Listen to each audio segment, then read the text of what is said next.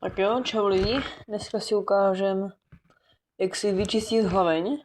Budeme k tomu potřebovat imbusový klíče, vytěrák a nějaký hadr. Já používám tady ten z mikrovlákna.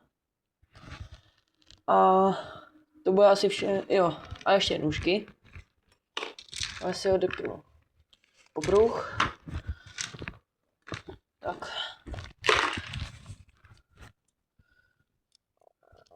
Musíme sundat tady ten jeden šroub, který drží vršek zbraně a dolešek. To bych si musel vzpomenout, jak se to teďka jmenuje, ale to pak když tak napíšu do komentáře. Tak. My dáme tady ten. Tak, dobrý. Jak můžete vidět, mám vyměněnou trysku. A už jsem to měl i v servisu. Tak, vyndáme hlaveň s hop-up komorou. Hop-up komoru musíme povolit. Tak, teď si ustřihneme kousek. Pak budete potřebovat ještě nějaký tady ten silikonový olej. To jsem zapomněl říct. Tak, on tady ustřihl ten proužek látky. Jo, to je nějaká sirena tady v okolí, jestli to tam jde slyšet. Tak, hadřík si namotám na vytěrák.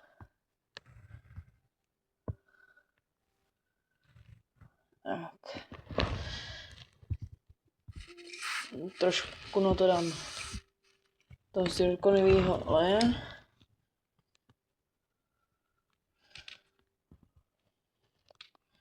A tak jsem tam dal velkou vrstvu.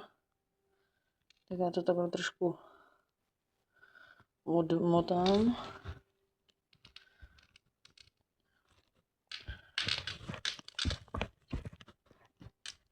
Tak. Teď to musíte prostrčit celou tou hlavní. A na druhém konci.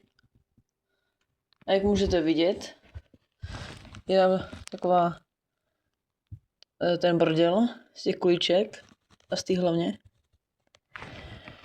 Musíte to několikrát prostrčit, tu hlaveň, do té doby, než nebude ten hadřík úplně čistý. Jo?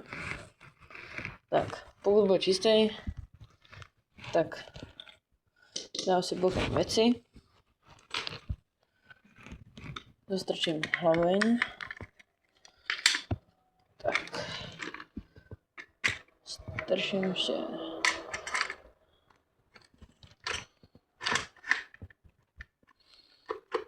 Jo, musím ještě. Tady se to zasekává většinou. Tak.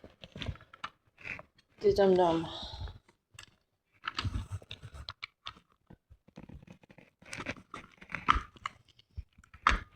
Tak.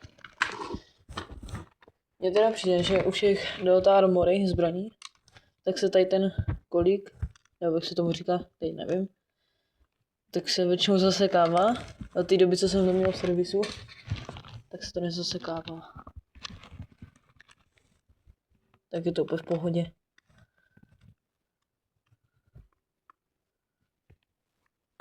Tak. Jak můžete vidět, od té doby, co jsem ukázal fotky mý zbraně, tak jsem si udělal můj nástřik na kolimátor.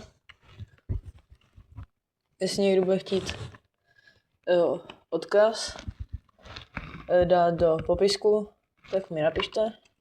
A ještě jsem si tady dal provázek, abych si mohl dát můj poprch tady a ještě na předpažbí, protože mně přijde, že se to nosí líp. Až chci vyměnit pružinu a asi vypouštění zásobníku. Doufám, že jste si tady to video užili a u příštího videa zdar.